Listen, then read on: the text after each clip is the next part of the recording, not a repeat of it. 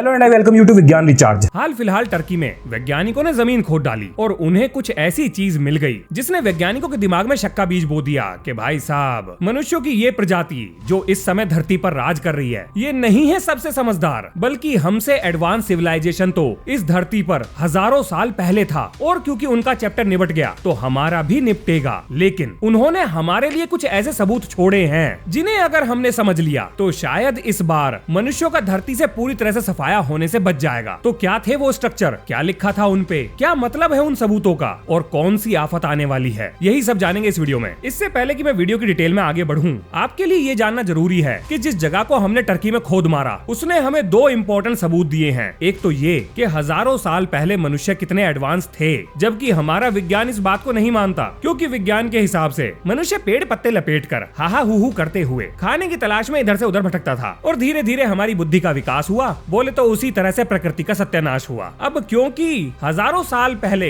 Advance civilisation का भी विनाश हुआ तो हमारा भी निश्चित है। तो हमारा आखिर भविष्य क्या है, वैसे हमें सब पता है, पर फिर भी वो लोग क्या कहना चाहते हैं, इसे जानने में जरूर मजा आएगा। चलिए जानते हैं कि हमारे भविष्य में आखिर लिखा क्या है। 1994 टर्की उर्फा प्रोविंस, एक चरवाहा अपनी भेड़ बकरियां लेकर पहाड़ पर घूम रहा था। तभी उसे एक अजीब सा स्ट्रक्चर दिखाई दिया। महाराज को जिज्ञासा उठी और वो कूद फांद कर उसके पास पहुंच गए। हाथ से धूल मिट्टी साफ करने के बाद उन्होंने देखा कि उस पर कुछ लिखा है जो उनके पल्ले नहीं पड़ रहा था। फिर उन्होंने ताकत आजमाई उस पर, मतलब उसे उखाड़ने की कोशिश करी, लेकिन वो इतना बड़ा था जिसे देखने से ऐसा लग रहा था कि ये किसी बड़े स्ट्रक्चर का हिस्सा है। फिर ये जनाब भागे भागे लोकल म्यूजियम के पास गए। उनसे कहा, सुनो जनाब, अपने को पहाड़ पर एक ऐसा स्ट्रक्चर मिला है, हो सकता है आपके काम का हो, तो मेरे द्वारा दी गई जानकारी पे गौर फरमाएं और जल्दी जाएं। अगर आप करोगे उस पे काम तो होगा आपका खूब नाम। अब भैया टर्की के पुरातन चीजों के खोद करता, मतलब शोध करता अरे नहीं मतलब क्या, हाँ आर्कियोलॉजिकल डिपार्टमेंट, मैं भी क्या क्या बोलता रहता हूँ यार। हाँ, इसे फाइनलिटी में करना है। ये वहाँ जाकर अपनी खुदाई चालू कर देते हैं। बड़े बड़े पत्थर मिलते हैं, बड़े खुश होते हैं, समझ में किसी को कुछ नहीं आता कि है क्या ये, फिर शांत बैठ जाते हैं। लेकिन एक दिन एक जर्मन खोद करता, अरे यार रुको सुनो, देखो जब भी मैं खोद करता बोलूं तो समझ लेना आर्कियोलॉजिकल डिपार्टमेंट, नहीं तो मुझे बहुत एडिटिंग करनी पड़ेगी। तो जी जर्मन वैज्ञानिक वहाँ पर खुदाई चालू करते हैं और जो चीज उन्हें मिली उसने उनके क्या, टर्की में मौजूद हर आर्कियोलॉजिकल डिपार्टमेंट के होश उड़ा दिए। अब इससे पहले कि मैं आपको आगे बताऊं, जरा टाइमलाइन समझ लो। इस जगह को पहली बार खोजा गया था 1963 में। तब ये किसी को भी समझ में ना आई कि आखिर ये है क्या, लेकिन इसके चर्चे दूर दूर तक थे, जर्मनी तक भी पहुंचे। तो 1963 से लेकर 1994 तक खुदाई कभी होती थी कभी बंद हो जाती थी, इस तरह से चल रहा था। लेकिन रफ्तार पकड़ी 1994 में, जब क्लाउस स्मिथ नाम के, हाँ वही खोद करता, जब वहाँ पहुँचते हैं और खुदाई करते हैं तो वो बताते हैं कि ये चीज क्या है। अब अपनी खुदाई के दौरान स्मिथ साहब को बड़े बड़े आकार के टी शेप के लगभग 20 टन के पहाड़ जैसे पत्थर मिलते हैं, जिन पर उस समय की भाषा में अलग अलग तरह के चित्र बने हुए थे। अब भैया इन्होंने अपना हिसाब किताब लगाया और ये पता करा कि जितना वजन इस पत्थर का है और जिस जमाने में इसको यहाँ पर लाया गया है पहाड़ के ऊपर, लगभग एक पत्थर को लाने में कम से कम 50 दिन का समय तो जरूर लगेगा। तो इसका मतलब ये हुआ, इन लोगों ने जो हजारों साल पहले हमारे लिए सबूत छोड़े हैं, अगर उनको बनाने में इतनी मेहनत लगी है तो ये जरूर बहुत कीमती होंगे। अब भैया अपने जर्मन खोजकर्ता को ये बात समझ में आ गई कि ये बसापत के लिए नहीं बनाया गया था, बल्कि इसका मकसद कुछ और था। लेकिन हजारों साल पहले लोग इस तरह के स्ट्रक्चर को बना के कौन सा प्रयोग कर रहे होंगे, यही तो था वो सवाल जिसने मचा दिया था पूरे इलाके में खुदाई का बवाल। और अब आती है पहली रिपोर्ट। इस जगह की होती है रेडियो कार्बन डेटिंग, जिससे ये पता लगता है कि ये जगह 11,000 साल पहले बनाई गई थी। हैरानी हुई? नहीं हुई होगी, अब होगी। 11,000 साल पहले इंसान पत्ते सत्ते लपेटकर गुफाओं और पेड़ों पर रहते थे। ना तो उन्हें बोलना आता था, ना लिखना आता था, और ना ही घर बनाना या खेती करना आता था। यानी ये जगह दुनिया के पहले सिविलाइजेशन से भी 5,000 साल पुरानी थी।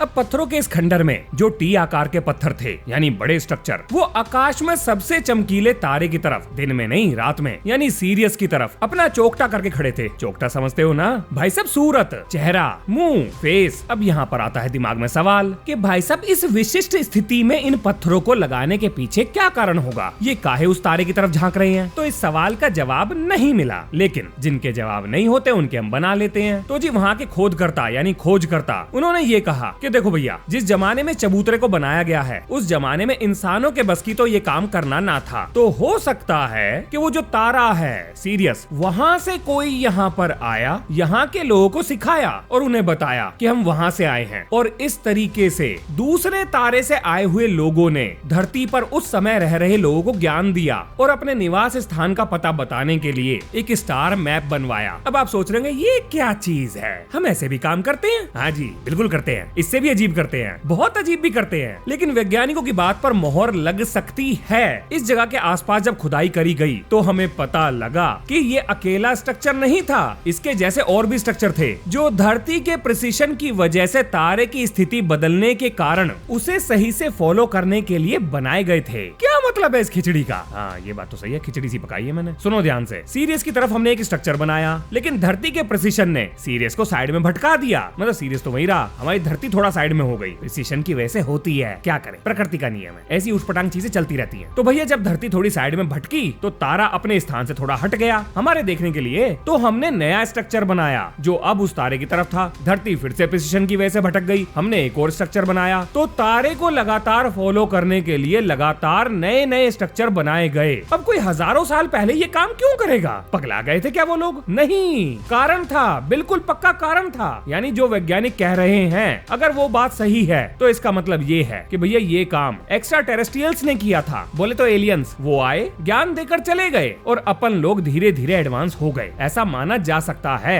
अब ये चीज दूसरी बात की तरफ भी इशारा करती है, वो ये कि भैया डार्विन थ्योरी ऑफ एवोल्यूशन। बोले तो समुद्री पानी से कीड़े मकोड़े निकले और धीरे धीरे धीरे अलग अलग जानवर और मनुष्यों का निर्माण हुआ। समय के साथ साथ ये बात हजम नहीं हो रही, क्योंकि अलग अलग जगह की खुदाई करने के बाद हमें जो पता लगा है वो ये चीज है कि हो सकता है कि भैया हमारे पूर्वज किसी और ग्रह पर रहते थे, पहले हमने उसका चैप्टर निपटा दिया, रहने लायक वो बचा ही नहीं, और वहां से बचे कुछ लोग यहाँ पर आकर बस गए जो काफी एडवांस थे, लेकिन उन्होंने जल्दी ही धरती की ऐसी की तैसी कर दी। तो धरती ने अपने आप को रीसेट करा, एक प्रलय आई और उसके बाद सब कुछ धीरे धीरे प्रोग्रेस किया और आज हम यहाँ पहुँच गए। कुछ वैज्ञानिक इस थ्योरी पर यकीन करने लगे हैं। डार्विन अंकल पागल बना गए हमारा। तो क्या आप भी ऐसा समझते हो? पर क्या करें, विज्ञान अभी इसी बात पर यकीन करता है, यानी कि एवोल्यूशन थ्योरी पर, जबकि सबूत इसका भी नहीं है। पर भैया वैज्ञानिक यकीन करते हैं तो करते हैं, अब इसमें हम क्या कर सकते हैं। अब भैया पत्थरों के इस खंडर में एक खास पत्थर था जिसका नाम है वल्चर स्टोन। उसके ऊपर अलग अलग आकृतियां बनी हुई हैं, बोले तो कॉन्स्टिलेशन, और उनमें से एक है बिच्छू, जिसको